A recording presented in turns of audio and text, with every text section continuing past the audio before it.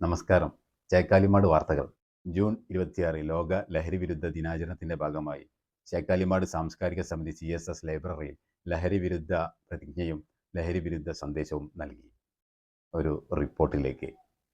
പ്രിയപ്പെട്ട സുഹൃത്തുക്കളെ, ഇന്ന് ജൂൺ 26 ലോക ലഹരി വിരുദ്ധ ദിനമാണ് ആചരിക്കുന്നത്. ചടങ്ങിൽ AK സക്കീർ അധ്യക്ഷത വഹിച്ചു. EK സുബൈർ മാസ്റ്റർ ലഹരി വിരുദ്ധ സന്ദേശവും നൽകി. M ഷമീം പ്രതിജ്ഞ ചൊല്ലുകയും ചെയ്തു.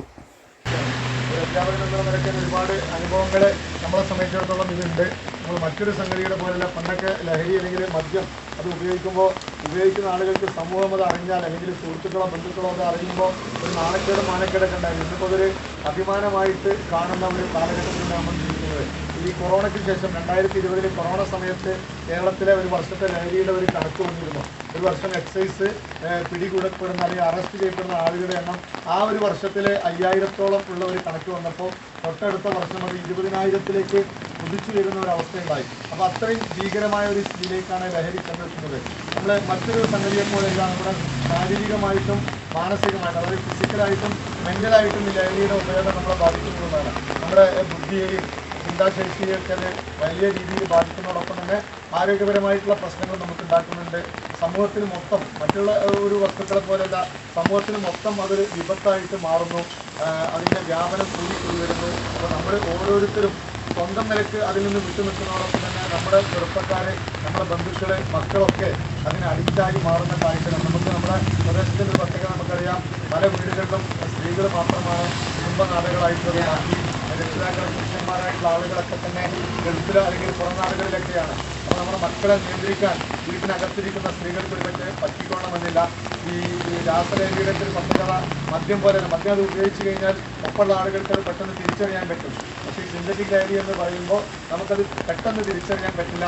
അതോടൊപ്പം തന്നെ അഡിക്റ്റായി മാറിക്കഴിഞ്ഞാൽ അതിൽ നിന്ന് മോചനം ലഭിക്കാൻ ഒരുപക്ഷെ ഡി അഡിക്ഷൻ പദ്ധതിയിൽ ആക്കിയാൽ പോലും പെട്ടെന്ന് തിരിച്ചു വരാൻ പറ്റാത്ത രീതിയിലേക്ക് നമ്മൾ അതപതിച്ചു പോകും എന്ന് നമ്മൾ മനസ്സിലാക്കണം.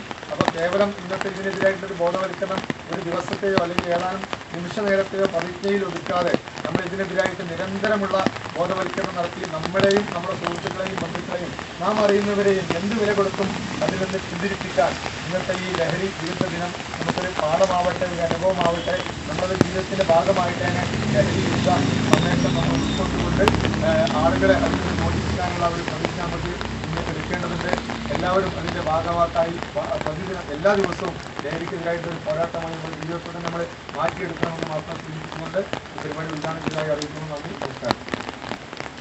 മയക്കുമരുന്ന്, മദ്യം, പുകയില, പാൻ മസാല തുടങ്ങിയ ലഹരി പദാർത്ഥങ്ങൾ വ്യക്തികളെയും കുടുംബാംഗങ്ങളെയും ആരോഗ്യപരമായും സാമ്പത്തികമായും സാമൂഹികമായും സാംസ്കാരികമായും നശിപ്പിക്കുന്ന സമൂഹ വിപത്താണ് എന്ന് ഞാൻ മനസ്സിലാക്കുന്നു.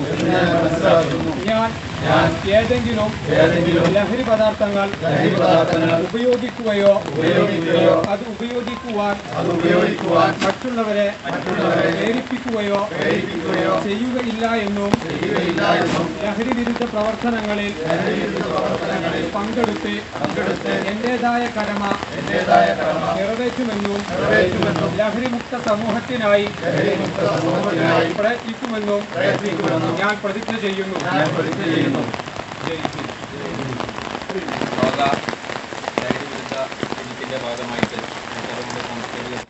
AK സലാം നന്ദി രേഖപ്പെടുത്തുകയും ചെയ്തു.